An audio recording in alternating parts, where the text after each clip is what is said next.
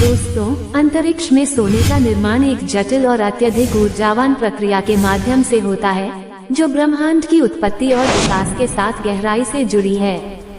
सोना, जिसे हम पृथ्वी पर जानते हैं, अंतरिक्ष में होने वाले कुछ सबसे चरम घटनाओं के दौरान बनता है।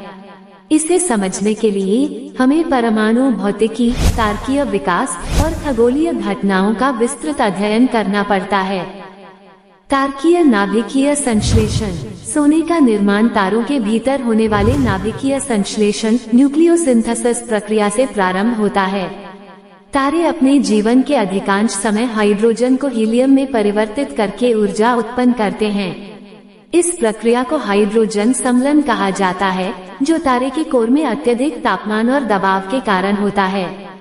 जैसे जैसे तारे का जीवन चक्र आगे बढ़ता है, वह अन्य भारी तत्वों का निर्माण करता है, जैसे कि कार्बन, ऑक्सीजन, सिलिकॉन और लोहे तक।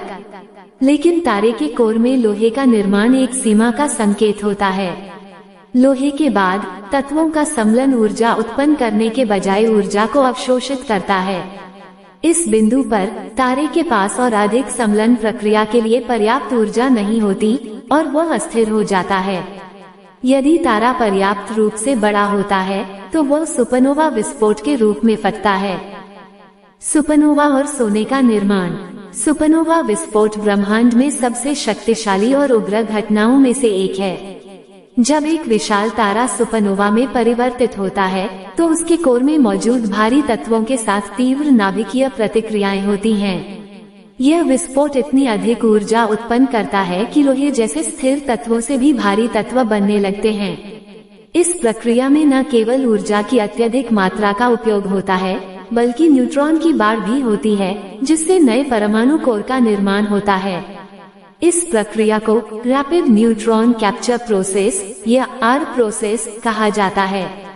आर प्रोसेस के दौरान परमाणु कोर में तेजी से न्यूट्रॉन जोड़ते जाते हैं, जिससे अत्यधिक भारी और अस्थिर आइसोटोप बनते हैं। यह अस्थिर आइसोटोप बाद में रेडियोधर्मी क्षय रेडियो एक्टिव डिके के माध्यम से स्थिर हो जाते हैं और इस प्रक्रिया में सोना जैसे तत्व बनते हैं। न्यूट्रॉन तारों की टक्कर। सुपरनोवा के अलावा सोने का निर्माण न्यूट्रॉन तारों की टक्कर न्यूट्रॉन स्टार कोलिजन के दौरान भी होता है। न्यूट्रॉन तारे वे तारे होते हैं जो सुपरनोवा के बाद बच जाते हैं और जिनमें अत्यधिक सघनता और घनत्व होता है। जब दो न्यूट्रॉन तारे टकराते हैं, तो इस घटना से बहुत ही बड़ी मात्रा में ऊर्जा और न्यूट्रॉन उत्पन्न होते हैं। न्यूट्रॉन तारों की टक्कर में भी आर प्रोसेस सक्रिय होता है, जिसमें भारी तत्वों का निर्माण होता है। ऐसी घटनाओं में उत्पन्न न्यूट्रॉन की संख्या और ऊर्जा इतनी अधिक होती है कि ये भारी तत्व बड़ी मात्रा में उत्पन्न होते हैं, जिसमें सोना भी शामिल है। 2017 में खगोलविदों ने पहली बार गुरुत्वाकर्षण तरंगों के माध्यम से न्यूट्रॉन तारों की टक्कर का प्रत्यक्ष अवलोकन किया। इस घटना के बाद खगोलविदों ने निष्कर्ष निकाला कि इस तरह की घटनाओं में भारी मात्रा में सोने का निर्माण होता है। एक अध्ययन में ये भी बताया गया कि एक ही टक्कर के दौरान जितना सोना उत्पन्न होता है, वह पूरी पृथ्वी पर मौजूद सोने की मात्रा से कहीं अधिक हो सकता है। सोने का वितरण और ग्रहों में सम्मिलन।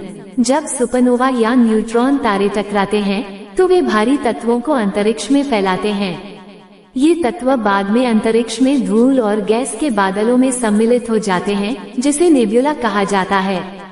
यही नेब्यूला अंततः नए तारों, ग्रहों और अन्य खगोलीय वस्तुओं का निर्माण करते हैं।